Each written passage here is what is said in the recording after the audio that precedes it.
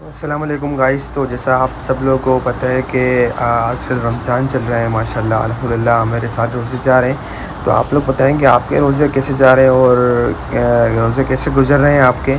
तो खैर आपका भाई अभी तैयार हो चुका है, तो अभी आपके भाई ने ड्यूटी पे जाना है, क्योंकि रोज़े रखने और ड्यूटी पे भी जाना है। तो दो मुख्तलिफ़ काम है, दोनों मुश्किल काम है, लेकिन अल्लाह हमें तौफ़ीक देगा रोज़े रखने की भी और हिम्मत भी देगा।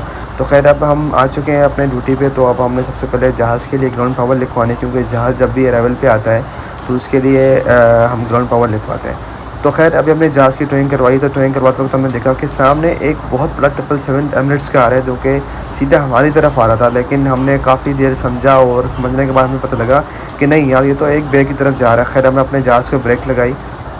इसके बाद हमारा जहाज़ आ चुका था।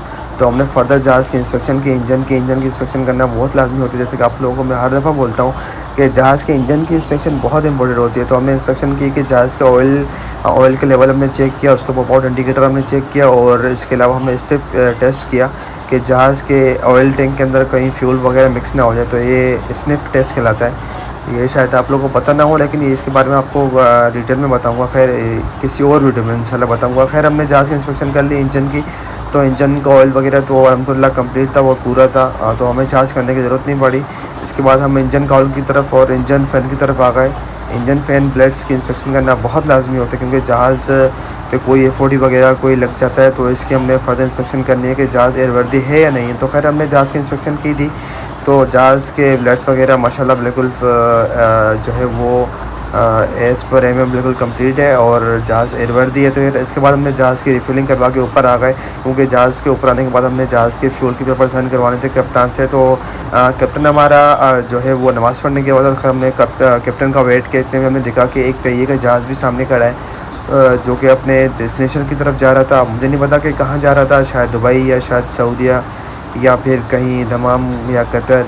आई have no idea about it. So खैर हमने देखा कि यार एक पीआईए का जहाज़ है, क्योंकि आप लोग सब लोगों को पता है कि पीआईए आजकल गिरो कर रही है।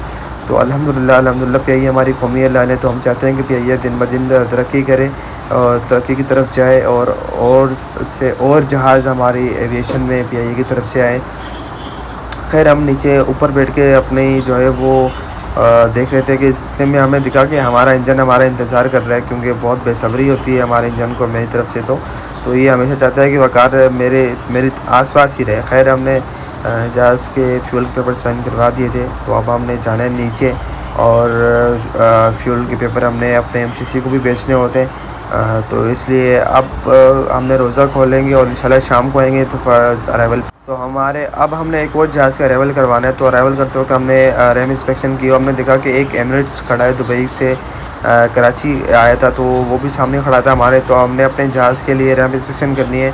कोई एफओडी वगैरह कोई ऐसा जो है वो एबनॉर्मलिटी वगैरह ना होनी चाहिए, जो कि इंजन के अंदर जाए और इंजन के ब्लेड्स वगैरह को ख़राब करे। तो अब हम वेट कर रहे हैं। हेडसेट हमने लगा ली है, हम अपने सिग्नल के साथ आ चुके हैं और अपने जहाज़ का अराइवल करना है। इसके बाद सीधा जाना है घर। अल्लाह हाफ़िज़ बॉयज़।